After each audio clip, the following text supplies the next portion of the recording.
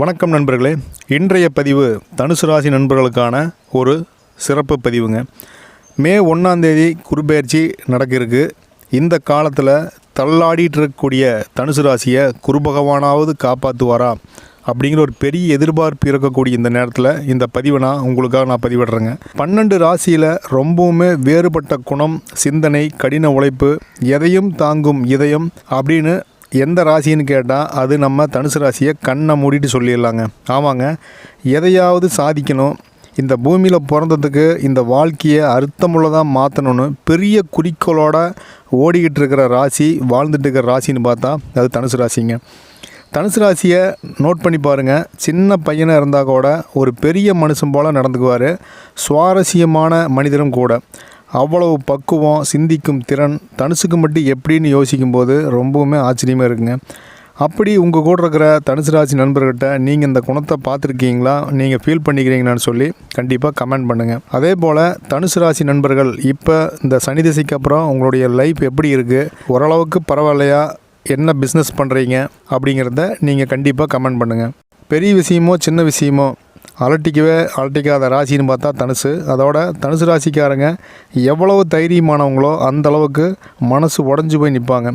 ஊருக்கே பிரச்சனைனாலும் ஒத்தையாக நின்று சமாளிக்கிற ஆற்றல் இருந்தாலுமே, ஆனால் தனுசு ராசிக்காரங்க மனசு உடஞ்சி கவலையாக இருக்கும்போது அவரை பழைய நிலைக்கு கொண்டு வரதுக்கு பெரிய போராட்டமாயிரும். அது எத்தனை பேர் சேர்ந்தாலும் அது நடக்காது. அவராக பழைய நிலைக்கு வரணும்.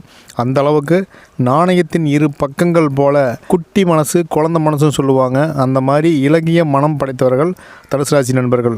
இவ்வளவு போல்டான தனுசு ராசி நண்பர்களுக்கு இப்போ ஏன் இந்த நிலை? 7.5 சனி முடிஞ்சு எப்படியாவது பொழைச்சிக்கலாம், குரு பயிற்சி, ராகு பயிற்சின்னு எத்தனையோ பயிற்சி வந்த போதுமே ஒரு பெரிய ரிசல்ட் இல்லை. பல பேர் வாழ்க்கை சனி தசை நடந்ததுக்கு அப்புறமே இன்னுமே ரொம்ப மோசமாக மாறிடுச்சுன்னு நிறைய நண்பர்கள் கமெண்டில் சொல்கிறீங்க, மெயில் பண்ணுறீங்க. இதுக்கெல்லாம் விடிவு காலம் இருக்கா அப்படின்னா நிச்சயமாக இருக்குங்க. இதெல்லாம் ஏன் நடந்துகிட்ருக்கு அப்படின்னா, தனுசு ராசியை பொறுத்த வரைக்கும் இப்போ நடப்பு காலத்தில் 3ஆம் பாவத்தில் சனி பகவானும், 4ஆம் பாவத்தில் சூரிய பகவானும், ராகு பகவானும், 10ஆம் பாவத்தில் கேது பகவானும் இப்போ இருக்காங்க. இதுதாங்க இப்போ தனுசு ராசிக்கான கிரகநிலை. ஸோ இந்த குரு பயிற்சி ஆகும்போது, அதாவது மே 1 அப்போ குருவும் சுக்கிரனும் பரிவர்த்தனம் ஆகிறாங்க. அப்போது மறைவாக இருக்கிற சுக்கிர பகவான் உச்சம் பெறுவாருங்க. இந்த குரு பகவான் ராகு பகவானோடு சேரும்போது பணம், பதவி, புகழ்னு அத்தனையும் அள்ளி கொடுப்பாருங்க.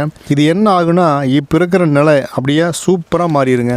அடுத்தடுத்து இனிமேல் வரும் காலங்களில் அரசியல்வாதிகள், ஆசிரியர்கள், சட்டம் மற்றும் நீதித்துறையில் இருக்கிறவங்க, மருத்துவம் சார்ந்த துறையில் இருக்கிறவங்க, காவல்துறை நண்பர்கள், பள்ளி மற்றும் கல்லூரின்னு சொல்லி படிப்பு சம்பந்தமான துறை சார்ந்தவர்களுக்கு இனி வரும் காலம் ஒரு பொற்காலமாக கண்டிப்பாகுங்க.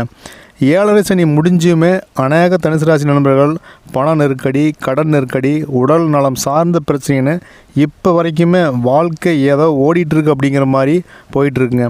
கண்டிப்பாக சொல்கிறேங்க, இதை நீங்கள் நம்பலனாலும் சரி நம்பலனாலும் சரி, உங்கள் ராசிக்கான ஒளிமயமான எதிர்காலம் ரொம்ப தூரத்தில் இல்லை, ரொம்ப பக்கத்தில் இருக்கீங்க. இதனால் என்ன ஆகுனா, பெரிய கடன் அடைபடும், லவ் சக்ஸஸ் ஆகும், உடல் நலத்திலிருந்து வந்த குறைபாடுகள் நீங்கி ஆரோக்கியம் பெருகும், குடும்பத்தில் இத்தனை நாள் இருந்த சண்டை சச்சரவுகள், பிரிவினை பேச்சு, பிரிவினை இதெல்லாமே சரியாகும். என்னடா இப்படி இருக்கோமே, என்ன பண்ண போகிறோம், எப்படி சாதிக்க போகிறோம், இனி இவ்வளவுதானா இந்த வாழ்க்கைன்னு சொல்லி என்னென்ன திங்க் பண்ணிக்கிறீங்களோ அந்த பேச்சையெல்லாம் நிறுத்திக்கங்க. அந்த எண்ணத்தை மாற்றிக்கங்க. அந்த எண்ணத்தையெல்லாம் விட்டுட்டு இப்போ இருக்கிற தொழில், ஆரோக்கியம் இதை மட்டும் கண்ணும் கருத்துமாக கவனமாக பார்த்துட்டு வாங்க. தேவையில்லாத செலவை மட்டும் குறைக்க பாருங்கள். தேவையில்லாத அலைச்சலையும் குறைச்சிக்கங்க. வாழ்க்கையே அதிர்ஷ்டம் நிறைந்ததாக மாறுங்க. இப்போ கூட இந்த வார்த்தையை நம்ப முடியாது, ஆனாலும் உண்மை உண்மை உண்மை. ஏன்னா இனிமேல் வரும் காலகட்டம்ங்கிறது திடீர்னு பணம் கண்டிப்பாக வரும், அதிர்ஷ்டம் வரும். இப்போ இருக்கிற பிஸ்னஸ் அடுத்தடுத்த கட்டத்துக்கு சூப்பராக கொண்டு போவீங்க. நீங்கள் அதை கண்டுக்காம விட்டால் கூட அது தானாக வளர்கிறதுக்கான, அல்லது உங்கள் கூட்டாளி மூலமாகவோ உங்கள் குடும்ப உறுப்பினர்கள் மூலமாகவோ அந்த பிஸ்னஸை வளர்த்துறதுக்கான வாய்ப்புகள் நிச்சயம் வருங்க. நீங்கள் வேலை செய்கிற ஆஃபீஸில் கேட்காமலேயே ப்ரமோஷன், சம்பள உயர்வு, குடும்பத்துலேயும் சரி சமுதாயத்துலேயும் சரி அப்படி ஒரு மரியாதை கண்டிப்பாக கிடைக்குங்க. இது எல்லாம் நடக்குமா நடக்காதா, நடந்தால் நல்லா தான் இருக்குன்னு நினச்சிங்கன்னா கண்டிப்பாக நடக்குங்க. இதையே நான் ஆணித்தரமாக சொல்கிறேன் அப்படின்னா, இப்போ நடக்கிற குரு பயிற்சி, குருவினுடைய பார்வை பலன்களை பார்த்திங்கன்னா, குரு 5ஆம் பார்வையாக தொழில் ஸ்தானத்தை பார்க்குறனால தொழில் வியாபாரத்தில் இருந்த மந்தமான நிலை மாறி தொழில் சிறப்பாக இருக்குங்க. என்றைக்குமே தொழில் சிறப்பாக இருந்தால் என்னாகும், வெறும் பிஸ்னஸ் மட்டுமே நடக்கும். கண்டிப்பாக பண வரவு அப்படிங்கிறது அந்த ரொட்டேஷன் வாழ்க்கையில் ஸ்டார்ட் ஆகிருக்கு. ஸோ தொழில் சிறப்பாக இருக்கும். அடுத்ததாக குரு 7ஆம் பார்வையாக யோகம் மற்றும் போகஸ்தானத்தை பார்க்குறனால உடம்பில் இருந்த நோய், உங்கள் பிஸ்னஸ்ஸு மற்றும் பணம் சார்ந்திருந்த கடன் படிப்படியாக குறைய ஆரம்பிக்குங்க. எதை பண்ணாலும் சரி, ஒரு பிஸ்னஸ் பண்ணாலும் சரி, இல்லை வீட்டுக்கு எதாவது பொருள் வாங்கினாலும் சரி, ஆடம்பரம் இல்லாமல் பண்ணுங்கள். பெரிய ஆடம்பரத்தை காட்டிட்டு பெரிய விளம்பரம் பண்ணிவிட்டு எதுவும் பண்ணாதீங்க. கண்டிப்பாக சூப்பராக ஜெயிக்க போகிறோம், ஜெயிச்சுட்டே இருக்கிறோம், இனிமேல் ஜெயிக்கிறேங்க. மூணாவதாக 9ஆம் பார்வையாக குடும்பஸ்தானத்தை பார்க்குறாருங்க. ஸோ குடும்பத்தில் இருந்து வந்த கருத்து வேறுபாடுகள் குறையும், ஒற்றுமை அதிகரிக்கும். பிரிவினை பேச்சு, இந்த பிரிவினை இதெல்லாமே சரியாகி குடும்பத்தில் மகிழ்ச்சி, குதூகலம், சந்தோஷம்னு அதிகரிக்கக்கூடிய காலமாக இந்த காலம் மாறப்போகுதுங்க. ஸோ வேறு என்னங்க வேணும், இனிமேல் பி ஹாப்பி அப்படிங்கிற மாதிரி ஜாலியாக லைஃப் என்ஜாய் பண்ண வேண்டியது தான்.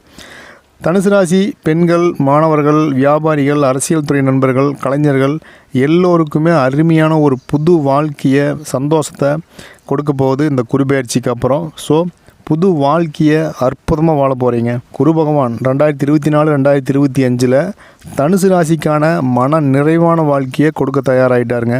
திருமணத்துக்காக காத்திருக்கிறவங்க கண்டிப்பாக இது ஒரு நல்ல காலமாக இருக்கும். அதே போல் திருமணமாகி குழந்தைக்காக வெயிட் பண்ணிட்டு இருக்கிறவங்களுக்குமே ஒரு நல்ல காலமாக மாறப்போகுது. படிச்சுட்டு நான் வேலையில் இருக்கிற, பிஸ்னஸ் பண்ணிட்டு இருந்த லாஸ் ஆகி போச்சு, என்ன செய்கிறதுன்னு தெரியல அப்படின்னு என்னவெல்லாம் நீங்கள் யோசிச்சுட்டு இருந்தீங்களோ அத்தனைக்குமே ஒரு சிறந்த விடிவு காலமாக இனி வரும் காலங்கள் உங்கள் கண் முன்னால் இருக்குங்க. இது எப்படி நடக்குது, ஏன் நடந்துச்சுன்னே தெரியாது. ஆனால் லைஃப்புங்கிறது அப்படியே தோசை திருப்பி போட்ட மாதிரி சூப்பராக மாறப்போகுது. ஸோ அந்த வாழ்க்கையை வாழ்கிறதுக்கு மனசு இப்போவே தயார் பண்ணிக்கோங்க. ஸோ பி ஹாப்பிங்க நண்பர்களே.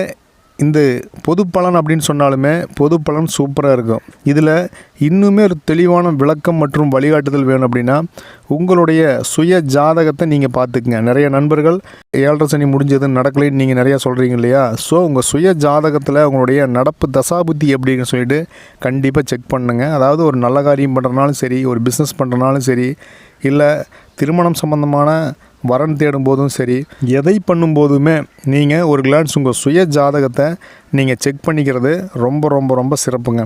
இனி வரும் காலங்களில், அதாவது நம்முடைய ராசிக்குடான அதிபதி குரு பகவானுங்கிறனால குருபெயர்ச்சி நடக்க போது வியாழக்கிழமை தோறும் விரதம் இருந்து நீங்கள் குரு பகவானை வழிபட்டுட்டு வாங்க. குரு பகவானை வழிபடக்கூடிய வழிமுறைகளில் நீங்கள் வழிபட்டுட்டு வரும்போது உங்களுக்கு இந்த வாழ்க்கை சிறப்பானதாக மாறும். குரு பார்க்க கோடி நன்மையும்பாங்க. இனிமேல் கண்டிப்பாக அந்த குரு பலன் அப்படிங்கிறது நிச்சயமாக கிடைக்கிது. நிச்சயமாக நாம் ஜெயிக்க போகிறோம், அதில் எந்த மாற்று கருத்தும் கிடையாது. தினமுமே ஒருவருக்கோ 2 பேருக்கோ உணவு தானம் கொடுத்துட்டு வாங்க. ஆதரவற்றோருக்கு உணவு தானம் கொடுத்துட்டு வாங்க. உங்களால் முடிஞ்சதுன்னா தினமும் கொடுங்க. அப்படி இல்லைன்னா நட்சத்திரம் வர நாட்களில் உங்களுக்கு என்ன நட்சத்திரமோ அந்த நட்சத்திரம் வர நாட்களில் உணவு தானம், உடை தானம், ஏழை குழந்தைகளுக்கு, ஆதரவற்றோருக்கு, உடல் ஊனமுற்றோருக்கு நீங்கள் பண்ணிட்டு வாங்க. அதே போல் தூய்மை பணியாளர்களுக்கு நீங்கள் உதவி செஞ்சுட்டு வரலாம். முதியவர்களுக்கு உங்களால் என்ன உதவி செய்ய முடியுமோ அந்த உதவிகளை கண்டிப்பாக நீங்கள் செஞ்சுட்டு வரலாங்க. இதெல்லாம் வாழ்வியல் பரிகாரமாக வச்சுக்கோங்க. இதெல்லாம் பண்ணுனா வாழ்க்கை நல்லா இருக்குன்னு சொல்லிட்டு பண்ணாதீங்க. ஸோ இதெல்லாமே அடுத்தவங்களுக்கு நான் வாழக்கூடிய வாழ்க்கை நன்மையாக முடியணும், வாழ்ந்ததுக்கான ஒரு அர்த்தம் நமக்கு வேணும் அப்படின்னா நிறைய பேருக்கு உதவி செய்யுங்க. இதை நான் தனுசு ராசி நண்பர்களுக்கு நான் சொல்லவே தேவையில்லை. ஏன்னா அடிப்படையிலேயே உங்களுக்கு உதவும் குணம், இரக்க மனப்பான்மைங்கிறது நிறையாவே இருக்கும். இதை நீங்கள் சொல்லித்தான் பண்ணணும் அப்படின்னு கிடையாது. பொதுவாகவே நீங்கள் அப்படித்தான் இருப்பீங்க.